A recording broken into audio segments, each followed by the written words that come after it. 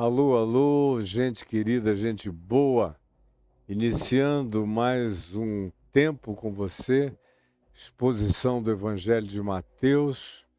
Hoje nós estamos no capítulo 7 e eu quero ler os versos 13 e 14.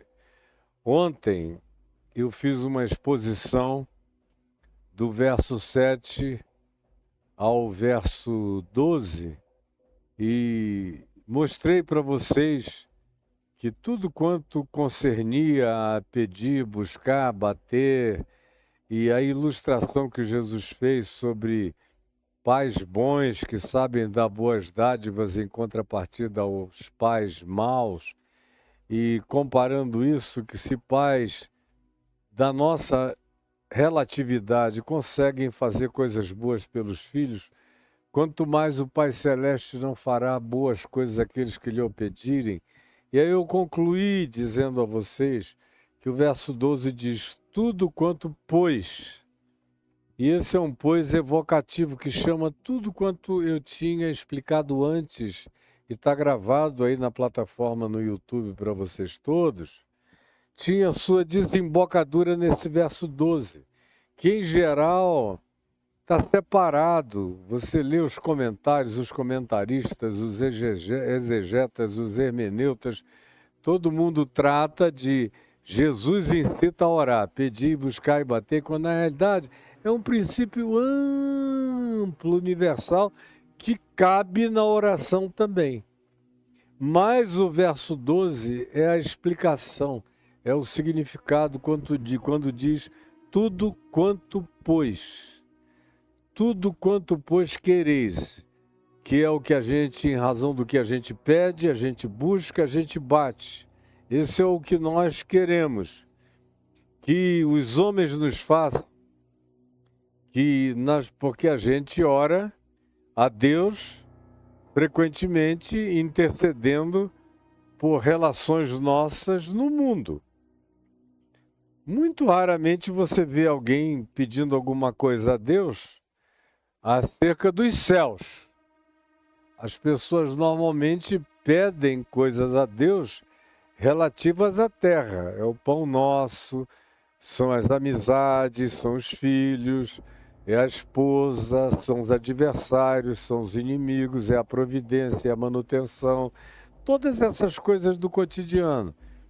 E que dependem fundamentalmente da resposta humana às nossas orações, ou das respostas humanas aos nossos pedidos humanos feitos aos demais humanos. Tudo quanto, pois, quereis que os homens vos façam, e eu quero coisas, eu peço coisas, eu busco coisas, eu pretendo coisas, Jesus dá a chave para abrir todos esses portais relacionais com Deus e com os homens, dizendo tudo quanto, pois, por causa do que quereis, buscais, procurais e desejais, tudo que quereis que os homens vos façam, tudo que quereis receber e que tem os homens como mediadores até das orações de vocês, assim fazei vós também a eles. Seja você uma resposta à oração que você quer receber. O que Jesus está dizendo é: seja você antecipadamente uma oração encarnada e seja você a resposta à oração que você faz. Você deseja e pede, busca, seja provedor do que você deseja, busca e almeja no âmbito do que você pode, consegue, alcança e atinge. Não necessariamente precisam ser as mesmas coisas, mas precisa ser a mesma atitude. Eu quero receber positividade, generosidade, graça, porta aberta como atitude. Em resposta à minha oração, eu devo ser essa oração respondida antecipadamente em favor daqueles que eu espero receber qualquer coisa, como mediadores da minha oração a Deus ou como objeto direto do meu pedido intenso, claro e totalmente sem nenhum tipo de engano ou dissimulação. Como ontem abundantemente eu expus e expliquei a quem quer que melhor queira saber, e está gravado aí no dia de ontem no meu YouTube. E Jesus disse: a chave disso tudo é o que vocês querem que os homens façam a vocês, o que vocês pedem, buscam e tentam alcançar, seja isso que vocês, no alcance de vocês, nas limitações de vocês, nas possibilidades de vocês, nos âmbitos da vida de vocês, realizam em favor dos outros. E quem faz isso não tem que se preocupar com mais nada nessa vida, porque aí reside o cumprimento, a suma, a sinapse espiritual de tudo quanto seja concernente ao ensino de Deus para a vida humana. Está nisso. O que eu quero receber, eu faço para os outros, generosa e graciosamente. Aí no verso 13, que outra vez parece ser um corte estanque, um departamento com um fosso no meio, sem conexão com o contexto antecedente do que Jesus disse, do que Jesus ensinou, diz o seguinte: entrai pela porta estreita. Aí tem um parêntese explicativo que diz: porque larga é a porta e espaçoso é o caminho que conduz para a perdição, para o desperdício. Perdição é desperdício. É larga a porta, é espaçoso o caminho que conduz ao desperdício. Porque perdição é desperdício. É você ver aquela riqueza humana extraordinária que Deus concede a cada pessoa. Não tem ninguém sem tesouro. Não há ninguém sem alguma riqueza. Mesmo aqueles que carregam disfuncionalidades mensuráveis do ponto de vista objetivo das nossas cognitividades chamadas normais, mesmo esses que não caem dentro desse espectro de normalidade convencional, explicado ou estabelecido ou glorificado por nós ou afirmado por nós, todavia carregam seus tesouros. Eu conheço pessoas que trazem no próprio corpo e em algumas deficiências cerebrais ou mentais, dificuldades, diminuições extraordinárias, mas ainda assim, conviva com os pais deles ou com eles próprios, você vai descobrir os tesouros imensuráveis que algumas dessas pessoas têm. Algumas delas são as mais felizes do mundo, como eu conheço pessoas que eu vi adquirirem uma condição anômala do ponto de vista de paralisia cerebral ou dificuldades cognitivas desde o nascimento, ou por algum problema de saúde com 1, 2 de vida, uma meningite gravíssima, ou alguma coisa da área ou do gênero, e que ficaram limitadas para sempre, definitivamente limitadas. Mas os pais dizem, eu não queria trocar esse filho por nada, não tem ninguém mais feliz. Não existe maior alegria na minha casa do que a que provém desse menino que um dia foi uma criança, hoje é um homem de 40 anos, com uma atitude, um olhar iluminante, felicita a família toda.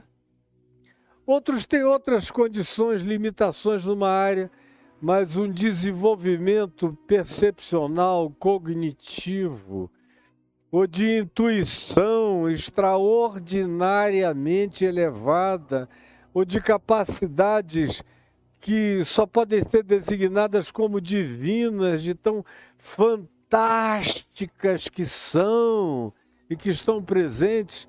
Eles não têm outras capacidades de funcionalidades, nem outras competências, mas riquezas?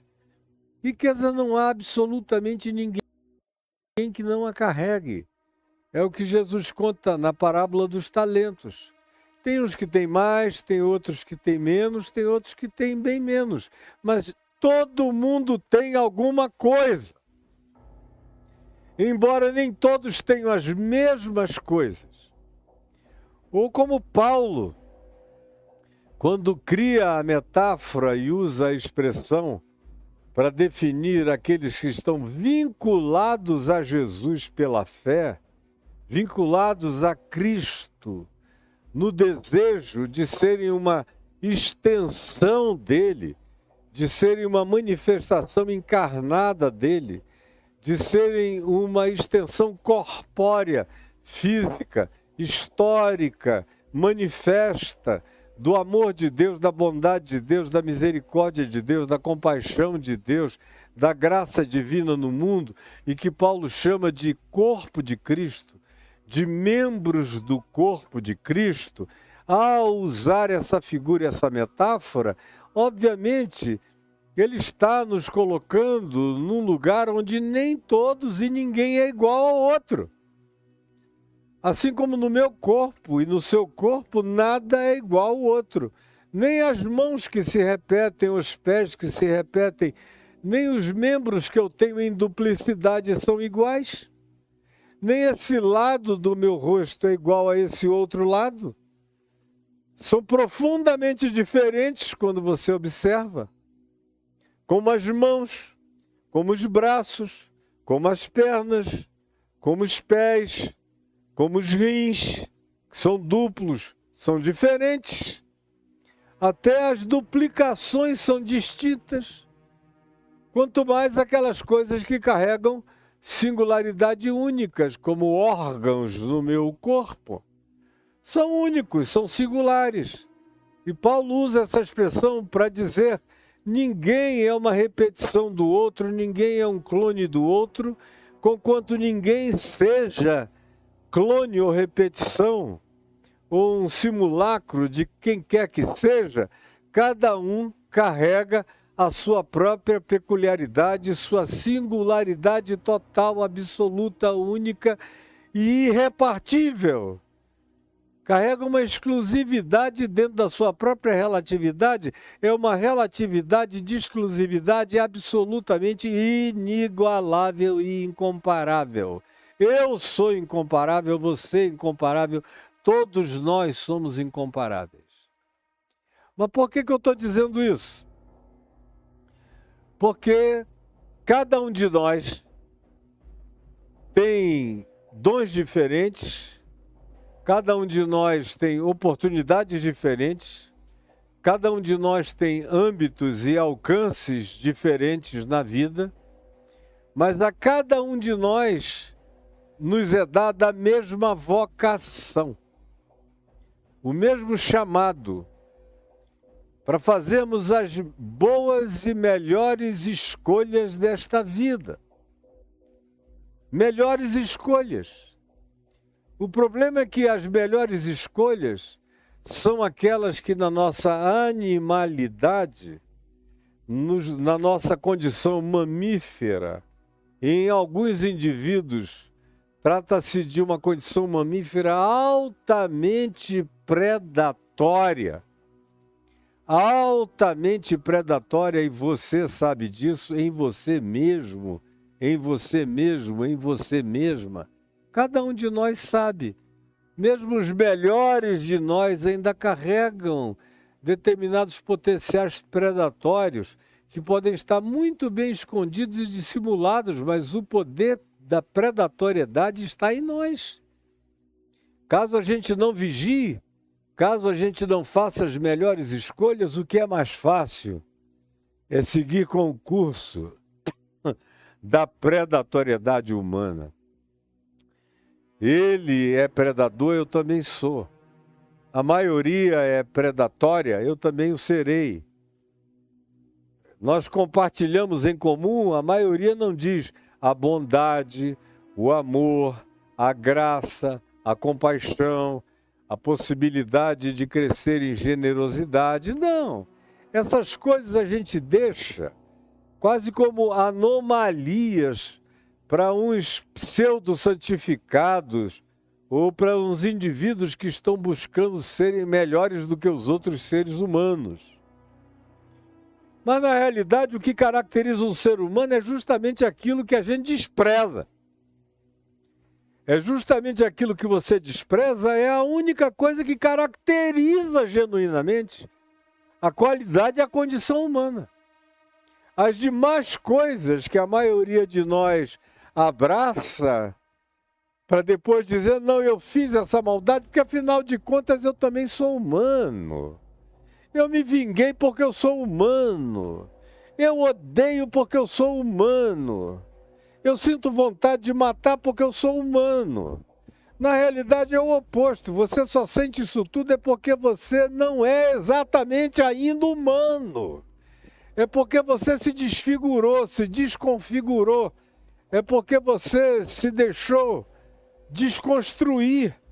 É porque você deixou prevalecer a dimensão absolutamente predatória que já devia ter sido vencida pela razão, pela lógica, pelos poderes mais elevados da sabedoria, pelo amor posto em prática que se dilata em nós e muda a nossa natureza e altera os nossos processos mentais e muda as nossas sinapses de relação interpretativa humana e social e relacional, portanto. Isso é ser humano. Ser humano não é parecer com Herodes o Grande, nem com Júlio César, nem com Marco Antônio, nem com Calígula, nem com Cláudio, nem com Tibério, nem com Nero, nem com Gengis Khan, nem com Hitler, nem com Saddam Hussein, nem com Bin Laden. Isso aí é a desfiguração do humano. O humano, você encontra na Terra em Cristo Jesus. Por isso ele se chama de o Filho do Homem, porque ele é o ser humano que se torna a minha vocação humana para me tornar, para ser. A minha vocação não é ser pastor, pregador, psicanalista, escritor. Isso é contingência de talentos, de circunstâncias, de ambiências, de uma quantidade enorme de coisas. Embora eu particularmente tenha a convicção de que eu nasci para ser e fazer o que eu faço. Agora, não é muita gente no mundo que tem essa convicção que eu tenho. A maioria está aí, entregue à loteria das oportunidades. Nesse sentido, eu sei que sou um bem-aventurado porque eu nasci para ser, fazer, realizar o que eu faço, realizo e sou.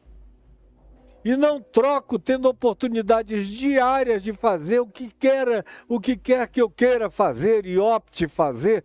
Tem um leque de alternativas extraordinárias. Eu nunca quis nenhuma das ofertas porque eu sei que o que me dá significado é ser quem eu sou, fazer o que eu faço, como eu faço, do jeito que eu faço, com o coração que eu faço. Essa é a minha vocação, esse é o meu chamado, esse é o meu prazer, esse é meu gozo. Essa é a minha realização, esse é o meu sentido, essa é a minha paz, essa é a minha vitória, essa é a minha força, esse é o meu poder, essa é a minha resiliência, essa é a minha perseverança, essa é a minha inabalabilidade, é esse alinhamento total entre quem eu sou e quem eu serei em Cristo. E eu estou vivendo a vida inteira com essa vocação para ser em Cristo e para ensinar e chamar outros a serem em Cristo. Essa é a vocação essencial de todo ser humano. O resto é periférico, é distração, é circunstancial, é cultural, tem a ver com oportunidade, com chances e pode até mudar no curso da vida de acordo com o que vai acontecendo durante o processo da existência da gente.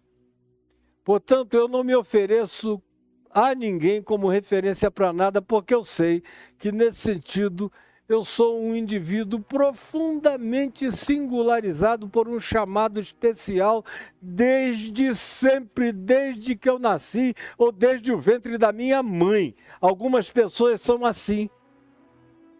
Nem todas são, mas todas têm o mesmo chamado. Qual é? É se tornarem segundo a imagem e semelhança de Deus conforme, manifesta, definida, delineada em Cristo Jesus, que diz o escritor de Hebreus, é a expressão exata do ser de Deus. E ele disse a Filipe, um dos seus discípulos, que perguntou, mostra-nos o Pai, isso nos basta, pediu a Jesus, e Jesus disse, Filipe, quem me vê a mim, vê o Pai, como dizes tu, mostra-nos o Pai. E eu sou chamado a seguir nessa direção e me tornar semelhante a Ele. Porque quanto mais parecido com Jesus, mais parecido com o Pai. E quanto mais eu me assemelho ao Pai, mais eu me assemelho a Cristo Jesus. De modo que em Cristo Jesus eu aprendo, estou repetindo a mesma coisa há décadas milenares, que em Cristo Jesus eu sei exatamente quem Deus é para mim, humano, e como eu, humano, devo me tornar para Deus. Em Cristo Jesus eu sei como Deus é para mim, humano, e como eu, humano, devo me tornar para Cristo Jesus. Bom, é isso que Jesus está propondo no verso 2. Tudo quanto, pois, quereis que os homens vos façam, fazem isso também vós a eles. O problema é que pouca gente escolhe isso. Como eu venho expondo Mateus, desde o capítulo 1 até aqui, desde janeiro de 23 até o dia de hoje, está tudo aí para quem quer aprender de verdade, está tudo aí dado de graça, posto no seu rosto para você, para sua absorção. Agora, você já foi? Você se dispôs? Você se interessou? E você não tem desculpa. Você não pode dizer que eu falo de maneira chata, desagradável, cansativa, lenta, não propositiva, não provocativa, nada disso. Você tem tudo que você pode encontrar numa pessoa que fale, explique, exponha. Deus me deu para você. Eu sou um dom de Deus para você. Então, desculpa, você não tem. Ninguém jamais teve. Eu nunca encontrei ninguém que me ouviu na vida, nesses 50 anos, meio século pregando, que tenha dito, esse cara é chato. Ele pode até dizer, não, eu não quero ouvir o que ele diz, porque vai me comprometer. Ou eu não me sinto preparado, não é a hora, não é agora, não quero ainda. Quem sabe um dia, agora, chato? Nunca. Jamais. Desinteressante? Jamais. Portanto, se você não quer, é só porque você não quer. E assuma as consequências. Porque nunca esteve mais aberto, nunca esteve mais posto, nunca esteve mais revelado, nunca esteve mais explicado, nunca foi tão simples acessar, atingir, alcançar, compreender, perceber nas variações adjetivas, que se você não entende uma coisa, você entende na frase seguinte, está tudo diante de ti, de modo que você, particularmente você, não tem desculpa. É o que Jesus está dizendo. Você quer? Todo mundo quer coisas. Agora, o preço é lindo, porque os mandamentos de Cristo Jesus não são penosos, não são as leis de Moisés, não são os códigos de Hammurabi, não são as legislações dos maias, dos astecas, nem dos incas, nem dos egípcios, nem de ninguém. E olha que os egípcios tinham legislações interessantes, humanas muitas delas, boas, melhores do que a de muitos povos. Mas não, você é chamado a amar. O problema é que não tem nada mais complicado para nós humanos do que amar. A gente diz que quer amor, que quer amar, mas é mentira. Você quer pepeca, você quer pinto, você quer peito, você quer carne, você quer corpo gostoso, você quer lábios carnudos, você quer um peitoral musculoso, uma barriga tanquinho, você quer alguém para expor, você quer um troféu para exibir. Agora, amar, você não quer. Vamos ser honestas, vamos ser honestos. Amar, você não quer. A maioria não quer. Não quer. Essa coisa de tudo quanto, pois, quereis que os homens vos façam, fazei vós a eles, é para uma minoria.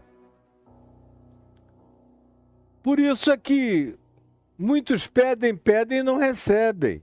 Buscam, buscam, buscam e não encontram. Batem, batem e a eles não abre. Quando abre, abre a porta errada, acham a coisa errada, recebem o pedido de maneira equivocada que acaba lhes fazendo mal, como eu citei ontem. O Salmo que disse que depois de insistirem, insistirem, insistirem com Deus, Deus deu-lhes o que pediam, mas fez definhar-lhes a alma. Deu-lhes o que pediam, mas fez definhar-lhes a alma. Porque a maioria não quer. É por isso que depois de dizer tudo quanto, pois, quereis que os homens vos façam, que aquilo que vocês querem receber, façam vocês a eles. Até onde vocês consigam, possam e alcancem, deem o melhor de vocês e façam, e se antecipem. Como minuciosamente eu expliquei de maneira, inclusive, prática, frugal, para todo mundo entender no dia de ontem, mas a maioria não quer. O pessoal quer que caia do céu, querem as benesses, querem as facilitações, querem heranças, querem loterias, querem um pai rico, querem nascer forrados, acham que o mundo lhes deve alguma coisa. E se não tem o que acham equivocada e idioticamente que o mundo deveria lhes dar graciosamente, ficam com raiva, amargurados, zangados, tomados de autovitimização e se enterram vivos, se anulam vivos, se tornam coxos vivos, paralíticos vivos, tetraplégicos. Tem gente aí com todos os movimentos em dia, inteligência fabulosa, mas do ponto de vista da praticidade e da funcionalidade na existência, e no trato com o próximo são tetraplégicos com paralisia cerebral, sem capacidade de comunicação positiva com ninguém. Isso, metaforicamente falando, é claro. Aí vem Jesus, depois de fazer esse introito, fica bem óbvia a conexão entre tudo quanto, pois, quereis que os homens vos façam, fazei vós, pois, primeiro a eles. Aí ele diz, entrai pela porta estreita, porque essa é uma porta estreita. Essa porta dos bem-aventurados, lá de Mateus 5, aqui, que você me viu explicando durante 2 meses sem parar praticamente. Os bem-aventurados, os macários, que significa bem-aventurados espiritualmente, os humildes de espírito, os solidários, os que têm coração, os que têm fome e sede de justiça, os construtores de ponte, os preenchedores de fossos, os aproximadores de seres humanos, aqueles que de fato procuram manter a mente e o coração limpo, sem sujeira, sem malignidade, sem conspiração, sem perversidade, sem tramas malignas na mente, na direção do próximo, buscando as melhores interpretações da vida, sem ser um tolo. Porque foi Jesus quem disse, não deis o que é santo aos cães e nem as vossas pérolas aos porcos, dizendo com isso, sejam sábios, mas não sejam tolos. Mas a maioria não quer isso. Todo mundo gostaria de ter um QI muito elevado para ser remunerado com base no QI, mas nem o QI remunera ninguém à altura do que seja a ambição do indivíduo, a menos que você ofereça uma contrapartida de trabalho solidário, criativo, propositivo, intenso, e que você não cumpra apenas o seu job description, mas você vá para além do que está escrito e surpreenda a todos com as suas grandes possibilidades de trazer e de melhorar e de fazer upgrades nas coisas. Do contrário, você vai ter um teto baixo a vida inteira. Quem quer superar a mediocridade humana? A porta larga é a porta da mediocridade. O caminho largo é esse caminho aonde cabe a mediocridade toda planetária. E eu não estou falando de pobres, deseducados academicamente, de gente que não aprendeu nem a ler, nem a escrever. Não. Está cheio de gente sensata, sábia, que não sabe nem assinar o nome, mas que tem um bom coração, uma boa atitude, são solidários, são misericordiosos, são pacificadores, são resilientes, são perseverantes, não se vendem, não acham que os fins justificam os meios, preferem não ter nada ou quase nada, mas não transigirem com a sua consciência, o seu senso de honestidade essencial. Ao passo que você vê pessoas trilhardárias que não têm nenhum caráter, que são perversas mais, e tanto mais quanto consigam obter e aumentar o que tenham, muito mais você, se for averiguar, verá que eles expropriaram, deixaram gente chorando para trás para poderem amealhar o que conseguem arregimentar para frente e para eles próprios. Porque a grande maioria odeia essa história de porta estreita. Odeia essa história de porta estreita, a maioria. Você também, você, menino, menina, vocês também. Odeiam. Isso é um negócio que você olha aqui e diz, meu Deus, porta estreita. Aí vem Jesus e diz, entrai pela porta estreita. Quando ele diz entrai, é um imperativo, ele está dizendo que cabe. Quando ele diz entrai, ele diz que é possível.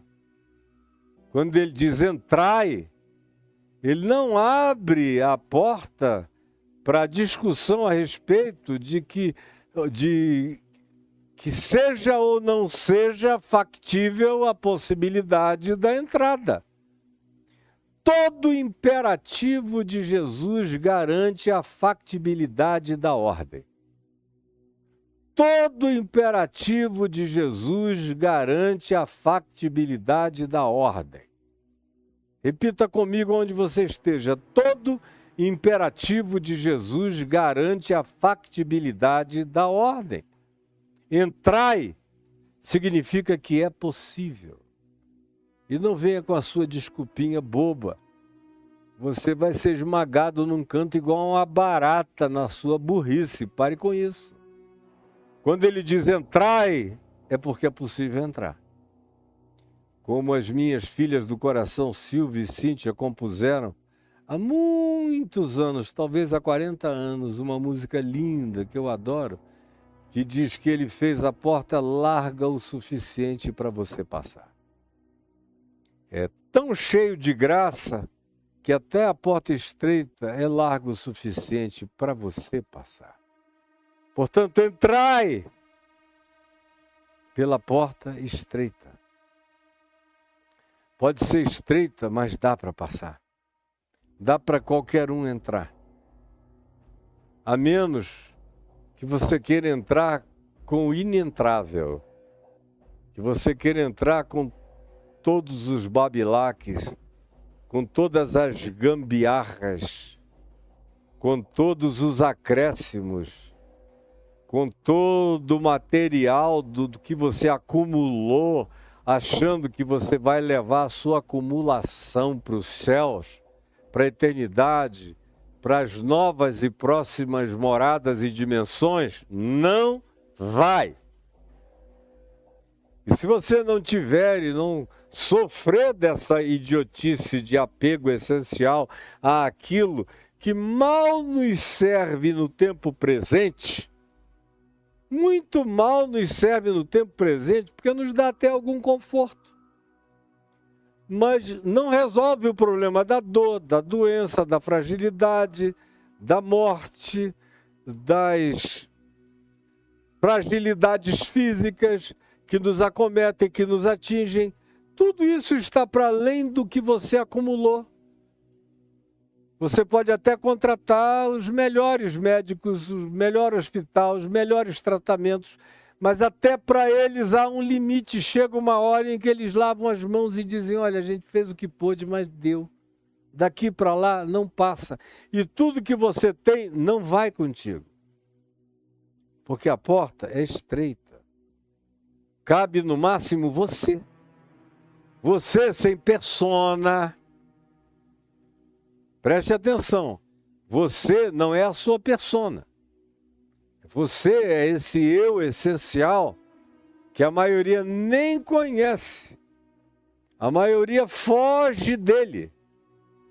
A maioria só vive da persona, apresenta a persona, ganha dinheiro com a persona, tenta seduzir com a persona, que é essa máscara, que é essa plasticidade, que é essa exterioridade, que é essa montanha de tatuagens que você usa para tentar impressionar o público, o povo, para criar algum tipo de interesse especial e singular na sua suposta pessoa, que ninguém conhece. Seu pai não conhece, sua mãe não conhece, sua mulher não conhece, seu marido não conhece. Muitas vezes seus filhos não conheceram até o dia de hoje e você mesmo não encontrou com essa pessoa que é você.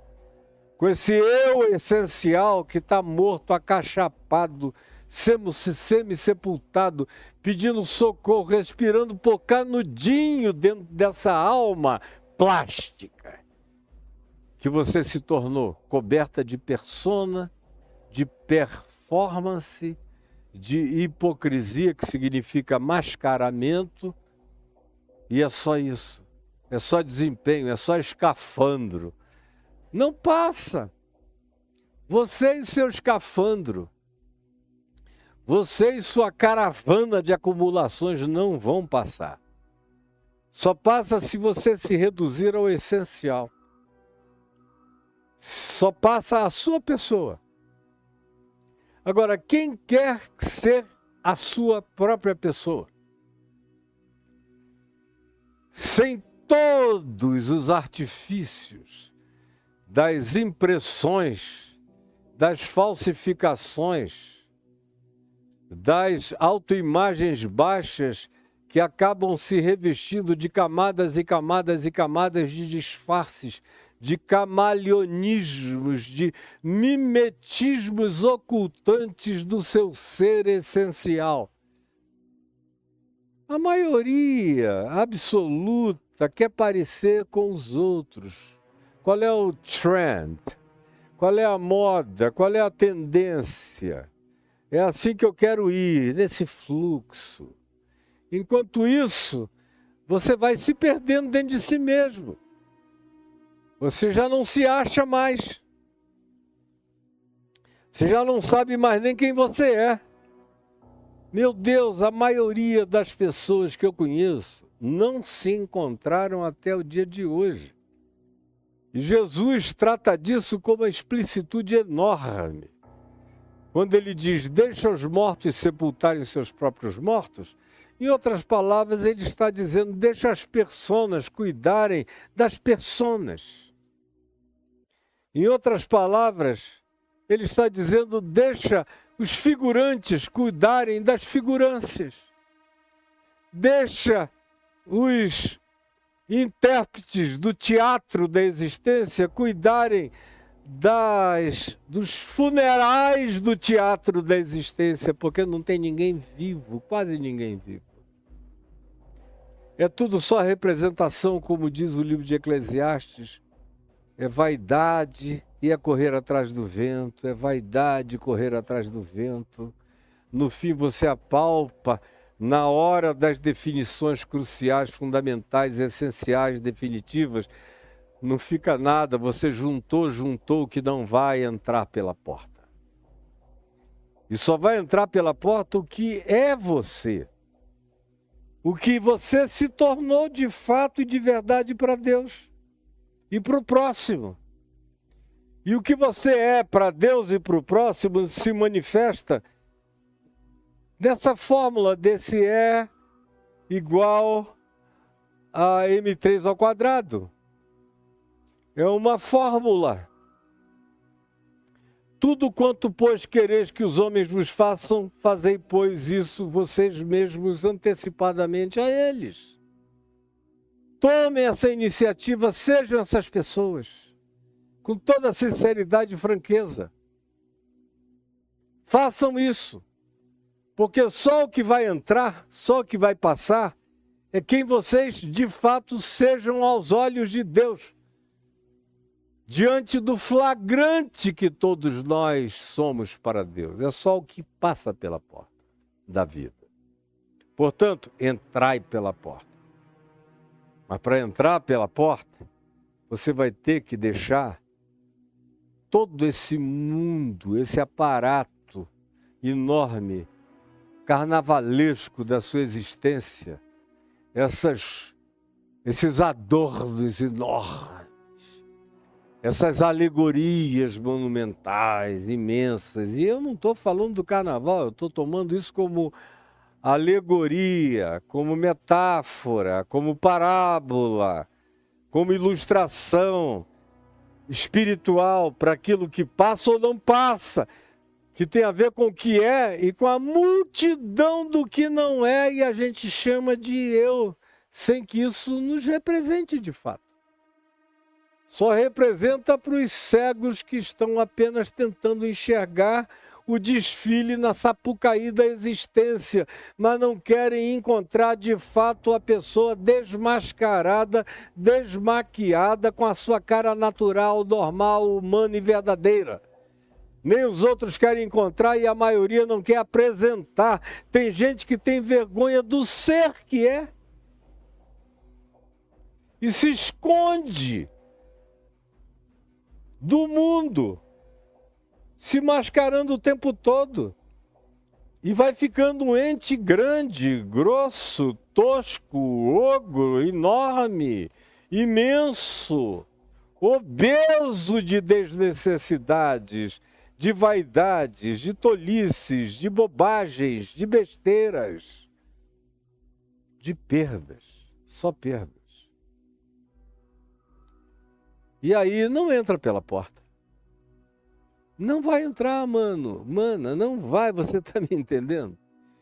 Infelizmente, eu digo com tristeza, mas não vai dar para você entrar. Não vai dar. Aí, antes de prosseguir aqui mesmo em Mateus, eu quero ler o texto sinótico, o texto idêntico, que aparece aqui no Evangelho de Lucas, no capítulo 13. Você vê, especialmente no verso 24, quando se diz que Jesus estava andando de cidade em cidade, aldeia em aldeia, ensinando e caminhando para Jerusalém, que era o lugar onde ele iria morrer.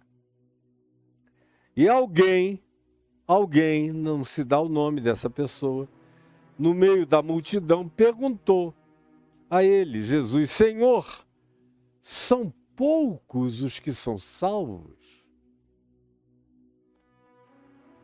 São poucos os que são salvos? Ele está perguntando a partir de uma escatologia judaica. Esse cara não era batista, presbiteriano, católico, anglicano, copto, ortodoxo russo, grego, nada disso. Nada disso. A gente lê a Bíblia com as categorias contemporâneas, pensando que o cara está falando de salvação com as mesmas normatizações doutrinárias que foram inventadas, sobretudo, de Constantino para cá, do quarto século para cá, inventadas pelo cristianismo e não pelo evangelho de Jesus, não por Jesus. Então, já saiba que quando você ouve a palavra salvação, ela já está corrompida na sua cabeça pelo cristianismo. Mas para ele, quando ele pergunta, são poucos os que são salvos, o que ele está pensando? Na teologia escatológica judaica prevalente, que dizia que o cara morria, ficava no pó da terra e indefinidamente está morto, está dormindo. Não tem tempo passando para ele. Até um dia, milênios e milênios e milênios e milênios e milênios e milênios depois, quando houvesse uma ressurreição dos mortos, em que os bons, os justos, os seres humanos que tinham tentado viver uma vida boa, reta e justa, ressuscitariam para a vida eterna, e os mortos ressuscitariam para o juízo, e eventualmente esse juízo daria a eles a consciência de por que eles não teriam vida, e aí eles experimentariam a morte que anularia todas as esperanças, não os deixariam gemendo em lugar nenhum para sempre, porque a eternidade não tem nada a ver com espaço-tempo, tem a ver com uma determinada qualidade de vida. A vida eterna é a qualidade da vida de Deus em mim, não é a longevidade de uma vida sem fim. Embora a vida eterna seja uma vida sem fim, ela não é mensurada por espaço-tempo. Então esse cara pergunta a Jesus, escuta, são poucos os que vão se levantar para a ressurreição? De fato, a pergunta dele poderia ser colocada nesses termos. E Jesus respondeu no verso 24, aqui de Lucas, no capítulo 13, quando ele diz, esforçai-vos. Outra vez, ele diz uma palavra que designa a possibilidade de se entrar. Lá ele diz entrai. É um imperativo que factualiza a possibilidade. Aqui ele diz esforçai-vos, mostrando que tem que haver um desejo. Tem que haver uma demanda interior. Tem que haver uma decisão interior. E Jesus não tem nada a ver com calvinismo, com monergismo, com fatalismo. Jesus não tem nada a ver com arminianismo. Jesus não tem nada a ver com as doutrinas católicas, gregas, ortodoxas, coptas, protestantes, evangélicas, pentecostais. Não tem nada a ver com coisa alguma disso. Tudo foi inventado depois e vocês seguem uma quantidade enorme de invenções doutrinárias atribuídas a Deus e a Jesus. E Jesus diz: chega para lá, bota isso para longe de mim, porque eu nunca vi isso na minha vida. Nem quero ter nada a ver com isso. Ele diz: esforçai-vos. Você quer? Faça a sua parte. Faça as suas escolhas. Aí vem aqueles acomodadíssimos, especialmente os presbiterianos do fatalismo monergista, da decisão monocrática de Deus, escolhendo uns eleitos assim, no peito e na raça, amando a uns e odiando outros, salvando a uns e perdendo outros, um negócio diabólico, horroroso, feio, nojento, asqueroso, que vai sendo pregado para todo lado. E tem uma quantidade enorme de pessoas que ficaram ateias por causa disso. Porque até eu, se cresce desse modo, ou não tivesse a luz que eu tive, graças a Deus, minha vida inteira, isso seria para mim um impedimento horroroso para eu ter qualquer relação com Deus que quisesse ser amor em relação a mim, ao mundo e à vida.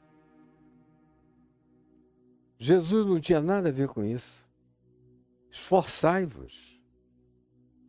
Um super reformado, predestinista, fatalista, monergista, iria dizer: não precisa nem esforçar, você se esforçar, você foi escolhido. Você faz parte desses entes definidos para fazerem parte do rol do supremacismo divino na eternidade. E o cara se jacta, se gloria. Sou salvo, então, portanto, salvo para sempre, não importa o que aconteça. Jesus não quer nem saber disso.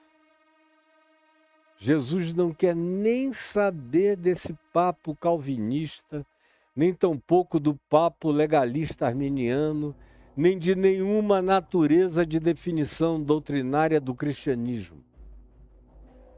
E aí vocês ficam chocados comigo, mas a verdade é essa. A verdade é esta.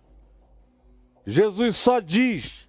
O resto é comentário, é invenção, é acréscimo, é tentativa de coadunação do interesse particular do teólogo, do acadêmico, do religioso, criando e construindo alguma forma de doutrina que lhe seja apetecível, que lhe seja agradável, que faça parte daquilo que ele possa chamar de minha preferência e meu prazer espiritual. Mas tudo produção da carnalidade humana. Quem quer ser de Jesus, fica com Jesus, para em Jesus, aceita Jesus e não ultrapassa Jesus. Tem Jesus como sua chave hermenêutica. Seu ponto de partida, seu ponto de vista, seu ponto de referência, seu ponto de apoio, seu ponto de chegada, seu ponto de conclusão, seu alfa, seu ômega, seu tudo.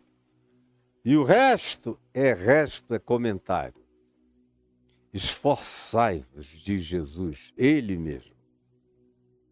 Sem dizer, sem apelar, sem querer fazer qualquer tipo de sistematização explicativa, ele simplesmente diz, para quem o perguntou no meio da rua, entre aldeias e cidades, praças e multidões, alguém pergunta: são poucos os que são salvos? Ele olha para o indivíduo e diz: esforça-te, meu filho. Como era uma multidão vendo e ouvindo, ele diz: esforçai-vos. Esforçai-vos. Façam o que vocês puderem, conforme a compreensão de cada um, porque ninguém, preste atenção no que eu estou lhe dizendo, preste atenção no que eu estou lhe dizendo, ninguém é julgado pela luz que não teve. Eu sou julgado exclusivamente pela luz que eu recebi. Jesus nunca pediu de ninguém o que a pessoa nunca recebeu. nunca teve, nunca compreendeu, nunca discerniu. Agora, ele pede de mim, de você, de qualquer um, tudo aquilo que eu entendi, discerni, aprendi, fiquei sabendo. Mas por alguma resistência de coração, dei de mão. Como ele próprio, Jesus, disse, ao falar da reação das pessoas ao evangelho que ele pregava, ele disse, tem gente que tem um coração que a palavra do evangelho cai e cai sempre na margem. A pessoa bota sempre na margem do ser, nunca no veio central, nunca no vão, nunca no val, nunca no lugar do arado, nunca no sulco preparado e adubado, nunca. É sempre à margem. Tem outros que recebem com alegria, coisa linda, mas não tem profundidade. Querem que o evangelho fique só na superfície, no verniz. Quando ele começa a tentar colocar raiz, encontra pedra, endurecimento, empedernimento, e a raiz não vinga, morre pelo calor causticante do sol, ela não brota. A outra imagem é a dos espinhos. Ele diz, são aqueles que o evangelho cai no coração deles, mas eles querem simultaneidade. Eles querem o evangelho plus um monte de outras coisas mais. Um monte de outras coisas mais. É como plantar o evangelho e plantar um cerco de espinheiros à volta. Eles vão crescer e vão sufocar a palavra do evangelho. Aí, se eu não cuidar da terra, Jesus está me dizendo isso para eu preparar, para eu me cuidar, para eu ser atento, para eu me examinar, para eu me olhar, para eu ver quem eu sou, quem eu quero ser, como eu quero ser. E mais do que isso, Jesus diz que aqueles que veem, ouvem, sabem, mas tendo ouvidos, não ouvem de fato. Tendo olhos, não querem enxergar na realidade. E tendo coração, não querem discernir com profundidade. Quem são esses? São aqueles que desenvolvem uma blindagem, um bloqueio autodeterminado em todo nível de cognitividade e percepção. E Jesus explica e dá o diagnóstico. Para que, porventura, vendo com os olhos, ouvindo com os ouvidos, entendendo com o coração, não venham a se converter, não venham a entender, não venham a não ter mais pretexto ou desculpa e tenham que se converter, e tudo que eles não querem é se converterem e serem por mim curados. Aí, esse será cobrado. Quem nunca ficou sabendo de nada, nunca ficou sabendo de nada. É por isso que Pedro diz, era melhor que nunca vocês tivessem conhecimento ou tivessem tido consciência do caminho da verdade e da justiça que está plantada na consciência de vocês. Porque vocês sabem isso contra vocês mesmos. Era melhor a ignorância pagã absoluta do que essa informação descomprometida. Todavia, preste atenção de novo. Ninguém é cobrado do que nunca teve, do que nunca soube, do que nunca ouviu, do que nunca recebeu. Por isso, a maior parte dos ignorantes do mundo estão numa situação muito melhor do que você. Religioso que diz que sabe, que entende, que é doutrinado, que doutrina os outros, que se oferece para ser guia de cego, oftalmologista de quem tem um ciscozinho no ouvido enquanto você carrega uma trave no seu olho, hipócrita. Você se prepare. Na proporção e na medida de tudo que você sabe, não acolhe, não pratica, não guarda, e não põe em obediência diária, simples, em amor, porque a obediência ao Evangelho é a prática simples do amor. Você sabe, elabora, num perigo extraordinário, Porque você será cobrado daquilo que você ficou sabendo. Mas o que ele diz é esforçai-vos. Você sabe, garoto, você que me perguntou, escuta, são poucos os que serão salvos. Você tem essa questão, você tem essa pergunta, você tem esse tema, você tem essa escatologia, você tem esse interesse. Então, esforce-se. Você que diz que tem essa temática, que ela é importante para você, pare de viver idiotadamente. Esforce-se. Esforçai-vos por entrar pela porta estreita. Demanda esforço. Não é passar um KY espiritual e flop, tô dentro. Deixe de ser bobo. Esforçai-vos por entrar pela porta estreita. Pois eu vos digo que muitos procurarão entrar e não poderão. Vai chegar uma hora em que o tempo esgota. E no verso 25, Jesus diz, quando o dono da casa se tiver levantado e fechado a porta, e vós, que sempre soubestes de tudo, vocês que sempre souberam de tudo, vocês que eram os reis da doutrina, da exortação, do exemplo, da religião, sabiam de tudo e não queriam nada, mentirosos, hipócritas, personas de piedade piedosa diante de Deus. A piedade de vocês é fétida. Vocês vão ficar de fora, do lado de fora. E vão começar a bater, bater, bater, bater. E olha o tema do bater, bater, bater e abrir-se. Que a gente falou ontem. Aqui, bater, bater e não abrir. Bater dizendo, Senhor, abre-nos a porta. E ele vos responderá, não sei de onde sois. Não sei de onde sois. Aí vem a desculpa, olha a sua desculpa. A desculpa dos crentes, dos cristãos, dos religiosos, das congregações, é a mesma. Senhor, como é que tu não nos conheces? Nós comíamos e bebíamos na tua presença. Tomávamos a ceia, a Eucaristia, frequentávamos, dávamos dízimos, comprávamos a salvação, pagávamos indulgências. E o Senhor está dizendo que nunca nos viu? Nós comíamos e bebíamos na tua presença, tu ensinavas nas nossas ruas, nas nossas igrejas, nos nossos templos, nas nossas congregações. Mas o Senhor, o Filho do Homem, aquele que vem, vos dirá, não sei de onde sois, apartai-vos de mim, vós todos, sem exceção.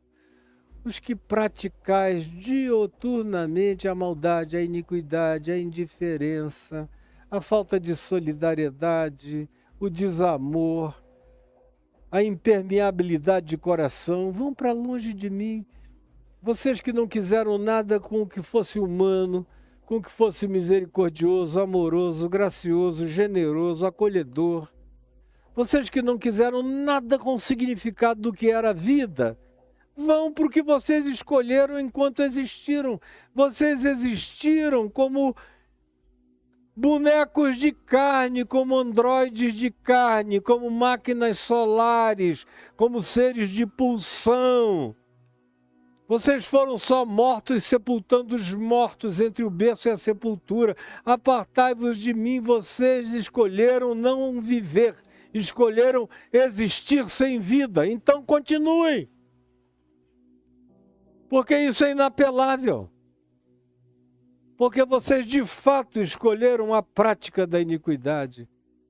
E ali é lugar de muita tristeza, de choro, de ranger de dentes, de remorso e arrependimento retardado. Aí você diz, e aí, o cara é jogado no inferno? No inferno, graças a Deus, até o inferno tem fim. Até o inferno tem fim, embora eu tenha dito já tantas vezes a vocês, que até no inferno há graça, eu creio assim, que até no inferno há graça. como diz Paulo em Efésios 4, como diz Pedro na segunda epístola dele que Jesus pregou aos espíritos em prisão. A palavra é proclamou a libertação aos espíritos em prisão. E Paulo diz em Efésios 4, então, quando subiu às alturas, levou cativo o cativeiro e concedeu graça aos homens, tirando aqueles que estavam acorrentados numa dimensão espiritual negativa. E o inferno carrega tanta graça que até nesse intervalo de AQM, de experiência de quase morte, que milhares, milhões têm tido, nesses 6 minutos entre a morte declarada e a morte fatalizada e finalizada, de onde muita gente tem voltado, muita gente passa e vê a vida inteira com emoção, com sentimento e com todas as clarezas, sem os impedimentos dos códigos psicológicos de embarreiramento de compreensão. Ou seja, a cognitividade fica absolutamente limpa para o entendimento. E a grande maioria se arrepende. E a grande maioria que consegue, que volta por alguma ressurreição artificial do corpo e volta a si, muda radicalmente de vida.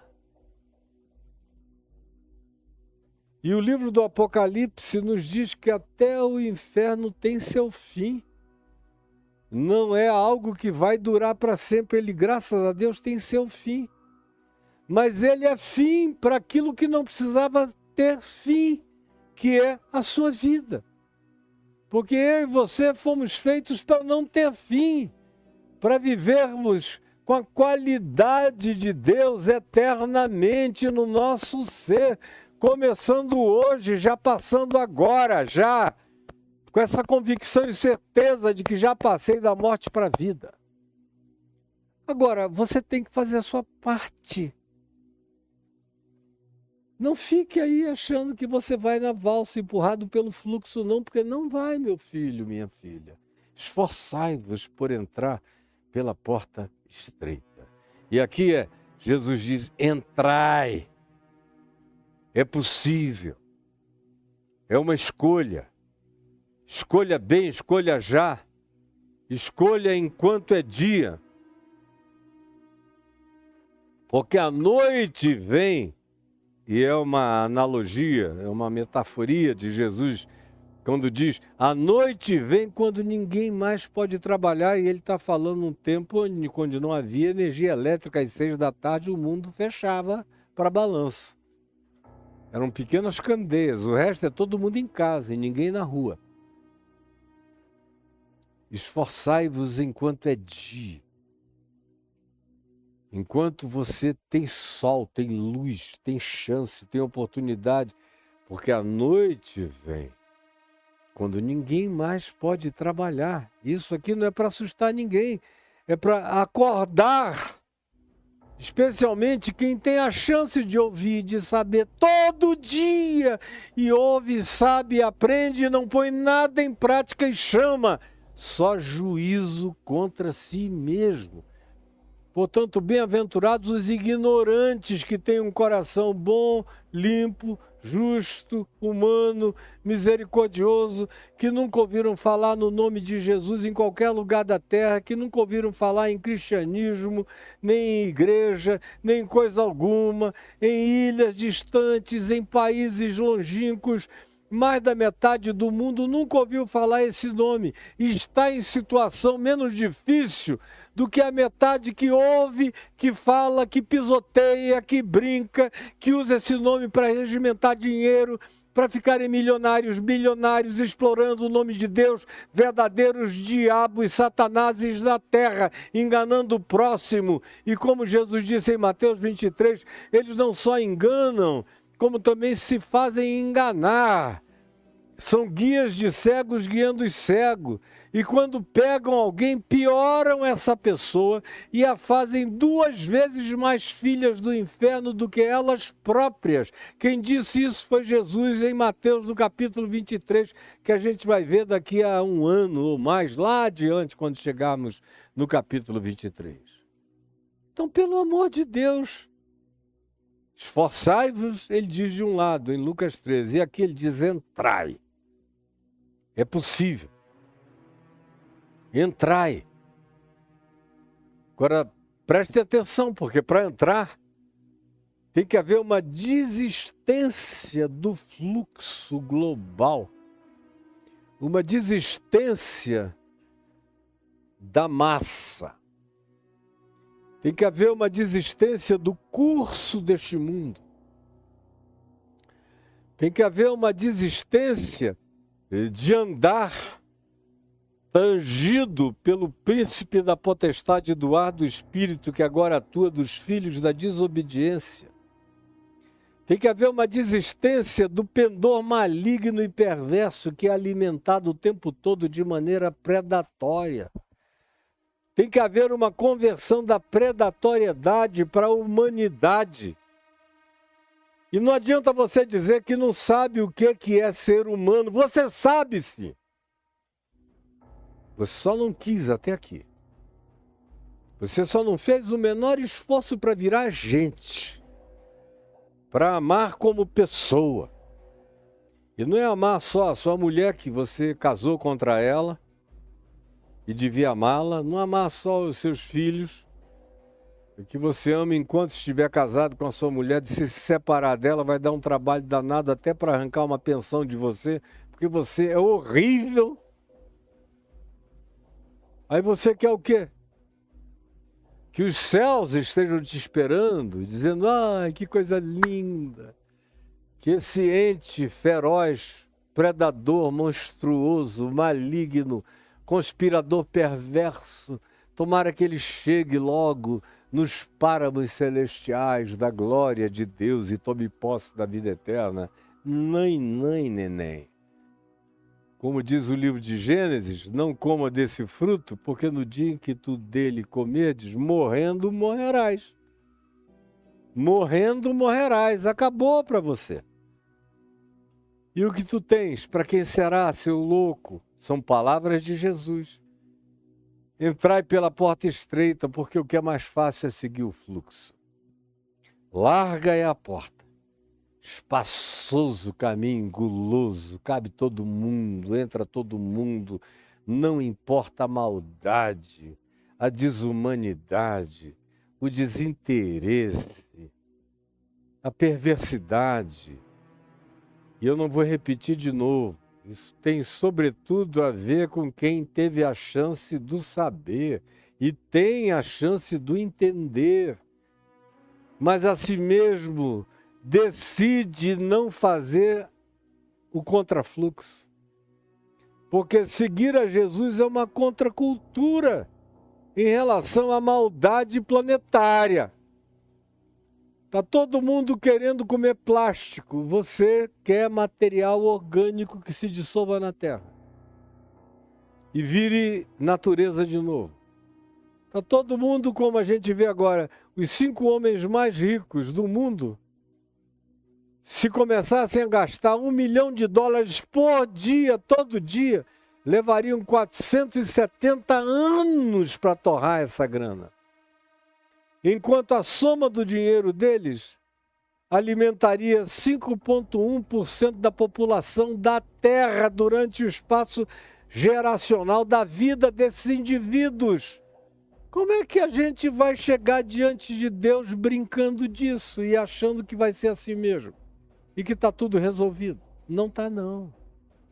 Nem estará. Enquanto você andar nesse fluxo, dessa mediocridade perversa, diabólica, que transforma seres humanos em entes irreconhecíveis, é uma tragédia. Larga é a porta e espaçoso o caminho que conduz para o desperdício. Desperdício de quem você podia ser, de quem você foi feito para ser. E são muitos os que entram, os que vão nesse fluxo, é a maioria. E como eu disse, não é uma maioria avaliada pelo cristianismo. O cristianismo não se inclui na avaliação. E os que correm o maior risco na Terra não são os indianos que não sabem de nada. É o ocidente da Terra que sabe, tem a informação e vive de maneira antagônica ao Evangelho de Jesus. Esses são os maiores candidatos, são esses os que entram pela porta larga e alargam ainda mais. Esses é que carregam o juízo plantado na cabeça. Cuidado, porque estreita é a porta e apertado o caminho. Não é apertado em relação a dizer, ai, eu não bebo. Idiota, podia estar bebendo um vinho bom. Tem que aprender a não ser bêbado. E tem gente que não pode nunca beber porque já sofre de alcoolismo de DNA genético e essencial. Fora isso, o vinho nos foi dado para alegrar o coração do ser humano. Porta estreita não tem a ver com não beber, não tem a ver com não fumar. Tem gente que diz, não, eu me tornei santo, me converti, agora eu não fumo mais. Não fuma cigarro de tabaco, mas você fuma vidas humanas. Tua língua é uma perversidade, você é um ser peçonhento, maldoso, perverso. Destrói a reputação de todo mundo. Antes você fumasse 10 maços de cigarro por dia e tivesse a língua controlada e não falasse mal de ninguém. Porque você parou com o tabaco, mas você é uma montanha de escarro, de goma de mascar, de idosos que você engole e transforma em caráter maligno contra o próximo em você e não se enxerga. Você está pensando que entrar pela porta estreita é não comer certas comidas? Como determinadas seitas evangélicas fazem, eu não como isso, não toco aquilo, não faço aquilo outro, como os judeus que pensam que santificação é não comer determinadas comidas. Não é nada disso. Jesus considerou limpos e puros todos os alimentos. Não tem nada a ver, tem a ver com o coração. Tem a ver com aquilo que procede de mim, que de mim não procedam os maus desígnios. Maldade, corrupção. Prostituição não é a da prostituta, é daquele que tenta prostituir a prostituta, comprá-la. Esse que é o grande prostituto. Jesus foi amigo de pecadores, de meretrizes. A porta vai ficando larga é quando eu enfio a maldade, o egoísmo, a apropriação indébita, a insaciabilidade do possuir, e acumulando, e acumulando, e acumulando, e acumulando, e alimentando meu narcisismo de maneira completamente incontrolável. É assim que eu vou fazendo da porta larga, larga, e do caminho largo, mais largo ainda.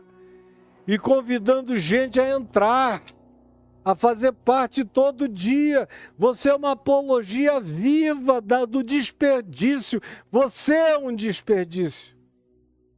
Está ensinando sua mulher a ser um desperdício, seu marido a ser um desperdício, seus filhos a serem desperdícios humanos, passando pelo planeta sem nenhuma contribuição de amor à vida. E aqueles aos quais Deus quer bem. E aquilo que seja a pauta de Jesus para essa existência. Estreita é a porta e apertado o caminho que conduz para a vida. E são poucos os que acertam. Olha a palavra acertam. Tem a palavra esforçai-vos, tem a palavra entrai, tem a palavra desperdício e tem a palavra acertar. E eu vejo e sei de gente no mundo inteiro que nunca teve uma única informação sobre Jesus e o Evangelho, mas está acertando a porta. Porque amam, porque perdoam, porque não se ressentem do mal, porque não se alimentam de inveja, porque não são movidos pelo motor do ódio, porque não se exasperam e não competem, não se comparam e não têm inveja de ninguém. O que cada um tem é de cada um, o que eles têm é o que eles trabalham com dignidade e conseguem. Eles amam os que amam até o fim e eles toleram aqueles que não os amam sem provocá-los, sem fazer disso uma guerra, uma briga, um ódio, uma vingança. Esses, mesmo sem saberem de nada, de doutrina nenhuma, de nome nenhum, de informação nenhuma, estão acertando. Estão acertando. A grande surpresa do céu é que a maioria das pessoas que se jactavam de que estariam lá vão estar de fora, batendo na porta. Abre-nos a porta. E a maioria das pessoas que esses que estarão de fora, que eles disseram que estavam de fora, que eram os perdidos, são os que acertam e entram, e estarão do lado de dentro. Como Jesus conclui aqui em Lucas 13, falando exatamente do mesmo assunto, ele conclui dizendo o seguinte, no verso 29, muitos virão, preste atenção, muitos virão do Oriente, isso é Jesus falando, há 2000 anos, no primeiro século, onde não havia linhas aéreas, não havia Emirates, não havia linha aérea japonesa, nem chinesa. O Oriente estava tão distante que era incomunicável praticamente. Só algumas poucas caravanas logravam chegar no Oriente e voltar do Oriente com negócios para fazer. Ou grandes conquistadores como Alexandre, que quando chegou na Índia se assustou por ver elefantes pela primeira vez na vida. Pois bem, Jesus diz, muitos virão do Oriente. Nos dias dele, o Oriente era de Marte. Era como se houvesse uma população em Marte que não tivesse comunicação com a gente. Era tão longe o Oriente. E Jesus diz, muitos virão da longura mais absoluta, da desinformação mais profunda do Oriente.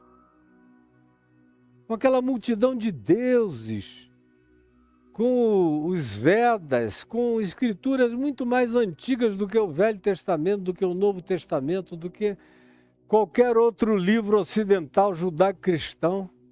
Muitos virão do Oriente, virão do Ocidente, e o Ocidente estava muito para além do Ocidente de Israel, do West Bank. O Ocidente estava muito para além de Roma, da Itália, da Europa. O Ocidente ainda nem era conhecido. Essa América do Sul inteira, com as civilizações antiquíssimas que aqui havia e que já desapareceram, algumas delas desenvolvidíssimas. Na América do Sul, na América chamada Latina, no Caribe, na América do Norte, uma quantidade enorme de civilizações pré-Apache, pré-Navarra, pré-Hopis, pré-civilizações encontradas pelos espanhóis lá. O mundo já teve uma quantidade enorme de processos civilizatórios muito anteriores a esse narrado nas escrituras semíticas que a gente lê. Muitos virão, é Jesus incluindo gente que a gente não tem nem ideia, virão do Oriente, do Ocidente, do Norte.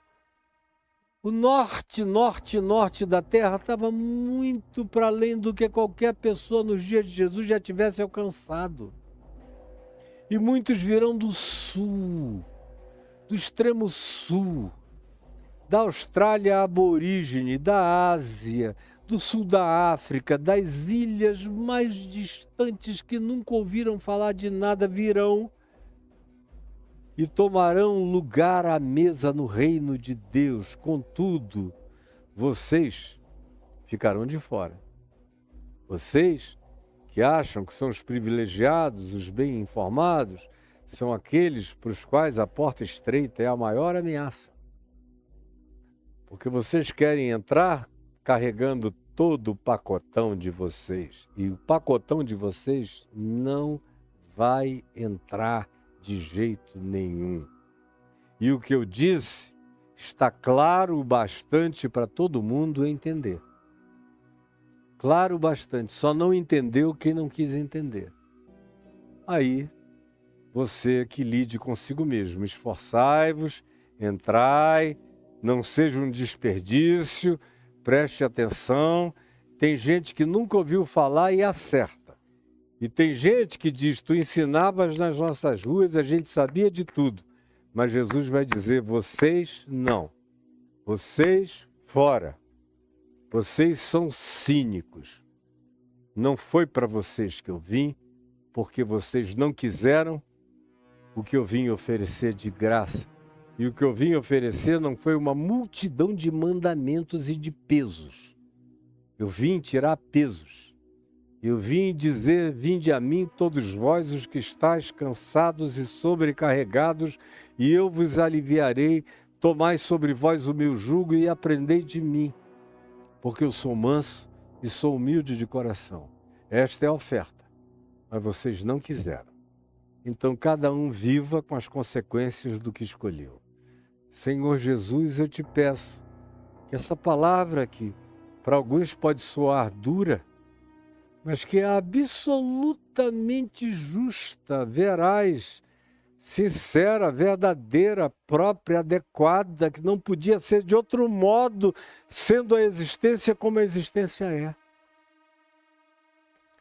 Eu te peço que tu abras o entendimento de quem queira entender, que tu abras o coração de quem queira perceber, sentir, acolher, agasalhar, e que tu coloques no coração daquele que quer aprender a amar a decisão de amar por escolha. Porque o teu amor em nós não é sentimento, não é emoção, não é romance, é decisão do bem.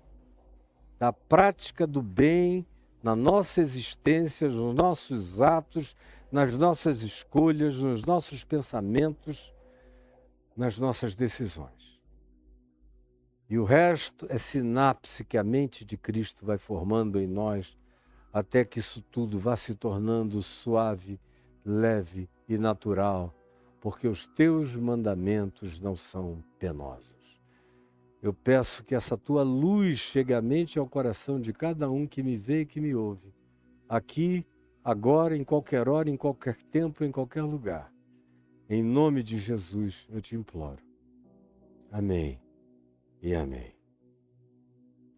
Eu tenho aqui em cima, para você que está comigo todo dia, um QR Code.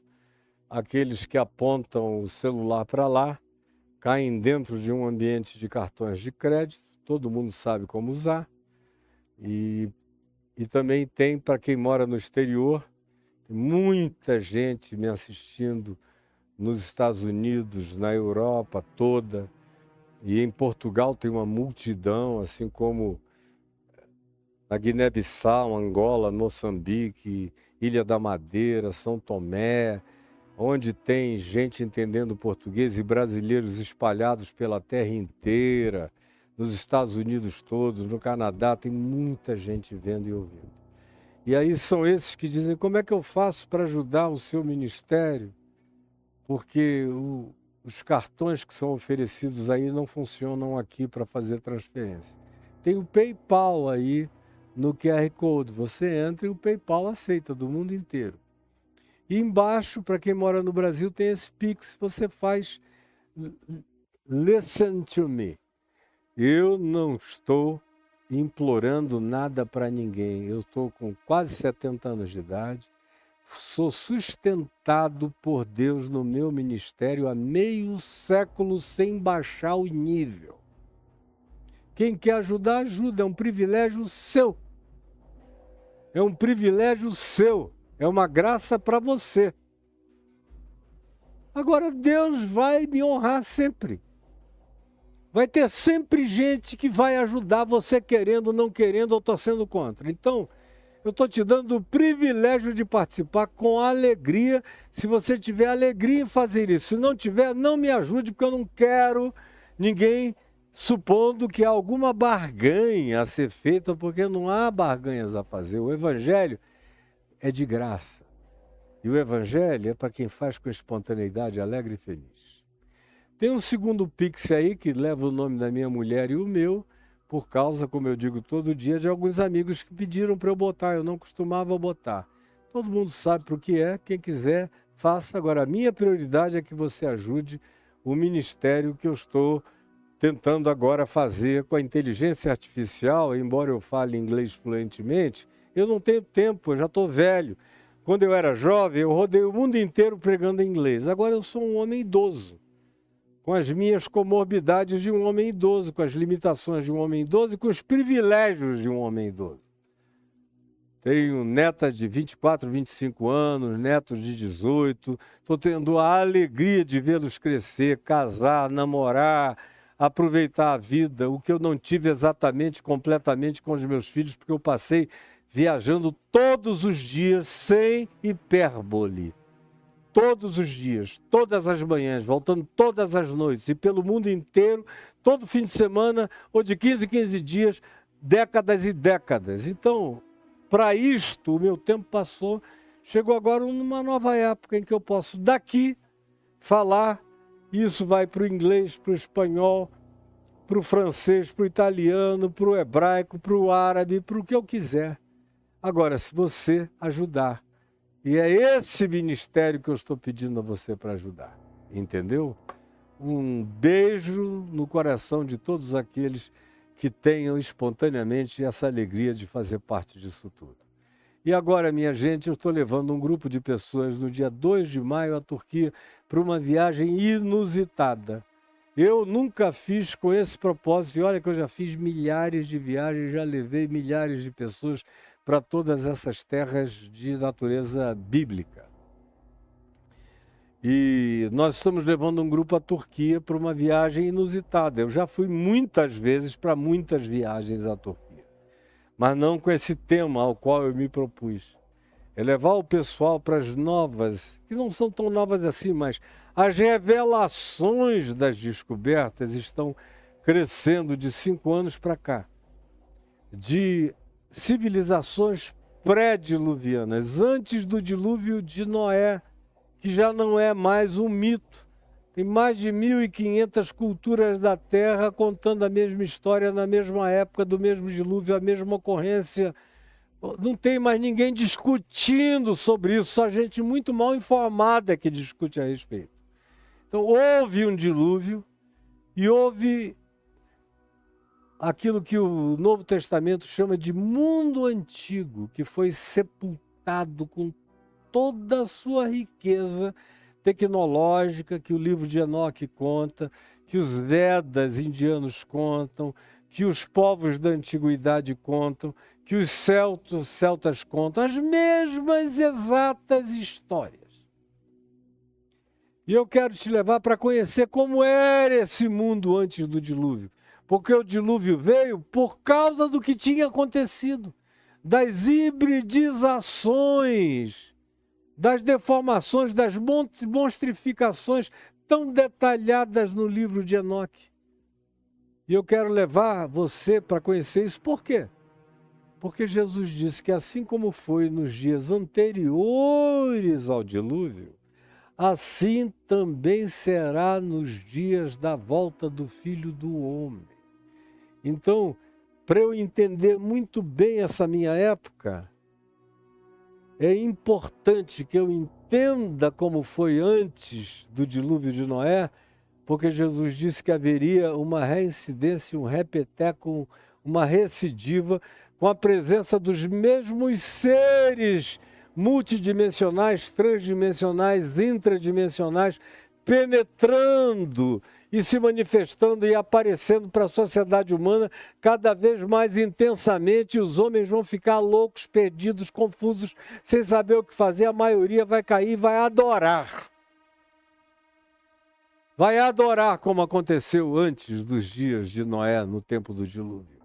Então, se você quiser se preparar para instruir sua casa, seus filhos, seus netos, seus bisnetos, e estar cheio de discernimento para o tempo que está chegando, vai chegar, e provavelmente você verá vivo esse período que está se aproximando. Então venha comigo. Olha só.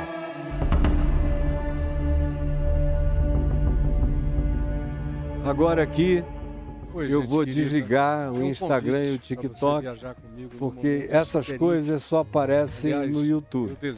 Você já não consegue ver daqui. Ou vai para o YouTube, ou então no Instagram e no TikTok. Vejam aí os posts na minha página, para vocês se inscreverem com a Renata da Parpar Turismo e virem comigo, tá bom? Um beijo. E o resto é roteiro. Deus os abençoe. Dia 1º a gente chega em Beijão para todo mundo. E parabéns, TikTok. Vocês continuam batendo recorde sobre recorde. Santa Sofia, crescendo meu ao vivo. Extraordinário para você. Estou orgulhosíssimo de vocês, TikTok. Depois você vai comigo para Mesquita Azul, que é linda, maravilhosa. E almoço, um tempo no hipódromo de Constantinopla. Depois, resto da tarde livre no Grande Bazar. Você vai se divertir demais. Aí vem já o outro dia. Outro dia, depois do café da manhã, a gente sai para um passeio pelo Bósforos. E você vai ver, Istambul é uma das cidades mais lindas da Terra. Essa é que é a verdade. Vai ficar deslumbrado. Bazar egípcio, bazar das especiarias, passeio de barco por dentro do mar de Marmara. Tudo isso que você vai ver comigo. Até aí, nós ainda estamos só na periferia. E as refeições, tudo mais em grande estilo, em bons lugares. Eu espero que você venha. Aí no dia seguinte, a gente viaja de ônibus para fazer um passeio e nós vamos direto parar em Göbekli Tepe. Göbekli Tepe é uma das cidades mais antigas. Ela tem pelo menos 12 mil anos de idade. Ela é pré-diluviana. E com sofisticação que os cientistas não conseguem explicar. Porque eles dizem que há 12 mil anos atrás os homens estavam pulando das árvores para se tornarem caçadores-coletores, que nem conheciam ainda a roda.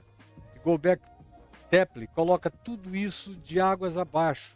Nós vamos a Karan Tepe, que fica a 35 quilômetros, onde há também uma quantidade enorme de coisas sendo escavadas da mesma antiguidade, de modo que esse vai ser um dia riquíssimo, onde eu vou conversar muito sobre muita coisa sobre a qual você nunca ouviu falar antes na vida. No dia seguinte, a gente faz um transfer para Capadócia, vamos chegar na Capadócia, acomodações naqueles hotéis nas rochas, que são lindíssimos, maravilhosos, charmosíssimos, você vai ficar deslumbrado lá. Aí no dia seguinte, na Capadócia, a gente começa nosso trabalho de visitação, nas grandes cavernas profundas, algumas antiquíssimas, nas quais já viveram mais de 20 mil pessoas a um tempo só. Tem algumas onde se diz que viveram mais de 50 mil pessoas no tempo da Era do Gelo, no final da última Era do Gelo. E eu vou levar você a cada um desses lugares, e você vai ficar embasbacado. E nós vamos ter também o nosso passeio normal de balões para ver tudo de cima. Você acorda de madrugada e vê a Capadócia de cima. É um negócio extraordinário. No dia seguinte, nós vamos para Esmirna e Kushadasi. Esmirna é uma cidade de uma das igrejas do Apocalipse, mas também é um lugar maravilhoso para descansar. E Kushadasi também.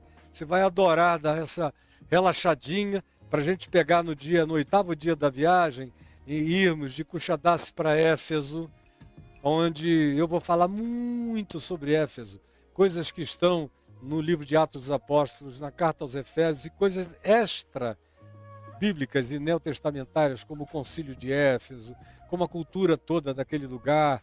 Vamos também a Mileto, onde Atos dos Apóstolos, capítulo 20, tem uma passagem importante a respeito, onde João viveu, e há histórias extraordinárias em Mileto, e onde também alguns dos melhores pensadores da história humana estiveram presentes. Foi lá que se desenvolveu o conceito do logos, do verbo.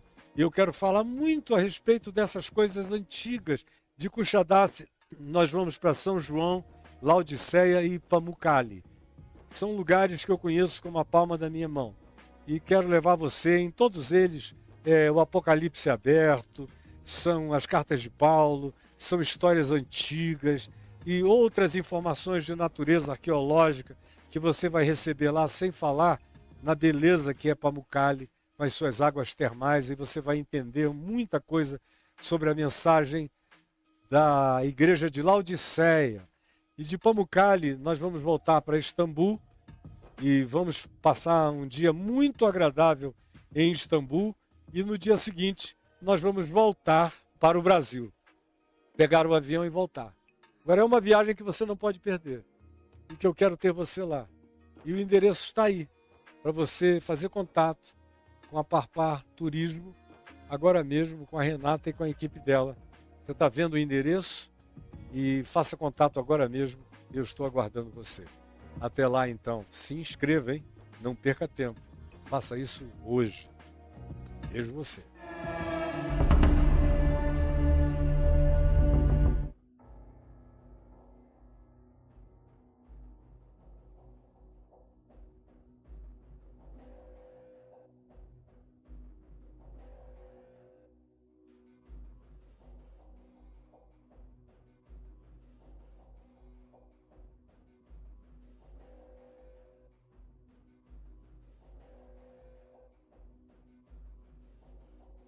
Esqueça do meu curso, do Caio Fábio Exclusivo, e dos muitos cursos que tem aí para você no Caio Fábio Exclusivo, incluindo Reconexões, tem Jesus a Chave Hermenêutica, tem Você Tem Medo de Quê? Tem uma quantidade enorme de cursos, cursos e cursos. Tem um curso sobre luto, que todo mundo deveria fazer, todo tipo de luto. Não apenas o luto da perda de entes queridos, mas lutos variados, luto do divórcio, luto do abandono, luto da orfandade de pais vivos, luto. Tem uma quantidade grande de cursos práticos que vão mudar a sua vida. E para quem anda cheio de medo, de pânico, de fobia, faça o meu curso. Você tem medo de quê? Faça. E tem também o Divã de Deus, para tratar desses elementos de natureza psicoespiritual da sua vida, da sua mente. E é todo baseado nos Salmos, está tudo aí para você, sobre casamento, família, sexo, sensibilização sexual, orgasmo. Tudo isso tem no Cabra Macho, sim senhor. É um curso de 2 horas por dia, que durou 2 anos, está disponibilizado para você. Tudo aí no endereço que o Caio vai colocar aí para você ver, caiofabioexclusivo.com.br.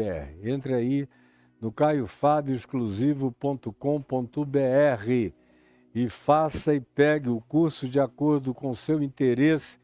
E o Reconexões deve ser a porta de entrada. E o Jesus, a Chave Hermenêutica, é o instrumento principal para você entender a Bíblia, o Novo Testamento, entender a vida. A partir de Jesus, a Chave Hermenêutica, você pode ler tudo, entender tudo, compreender tudo, ficar com sumo, fazer a sinapse científica, filosófica, teológica, psicológica, de todas as coisas saudáveis e benéficas ao seu ser. Faça aí caiofabioexclusivo.com.br. Um beijo, Deus nos abençoe. Até amanhã, com a graça de Deus. Amém, amém e amém.